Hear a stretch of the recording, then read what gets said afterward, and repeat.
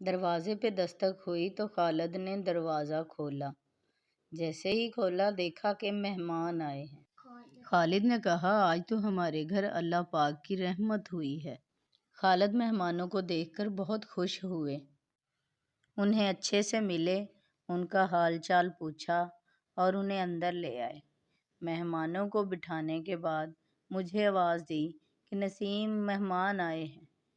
پھر میں آئی، میں نے بھی ان سے اچھے سے بات کی، سلام لیا، سب کا حال چال پوچھا اور بچوں کو آواز دی کہ بیٹا دیکھو آپ کی پھپھو آئی ہیں، جلدی سے آؤ۔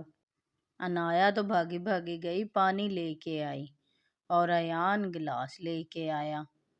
پھر میں نے انہیں ایک ٹرے میں لگایا اور پھر خالد نے سب کے لیے پانی ڈالا۔ اب ہم نے مہمانوں کو پانی پلایا، ان سے اچھے سے بات کی۔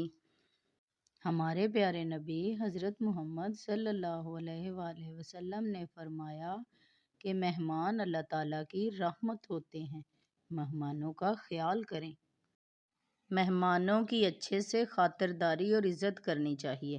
ہمارے پیارے نبی نے فرمایا کہ مہمان اور ہمسائے کا اچھے سے خیال رکھنا چاہیے۔ مہمانوں کے آنے سے بچوں کی خوشی کا تو جیسے کوئی ٹھکانہ ہی نہ تھا۔ ماشاء اللہ۔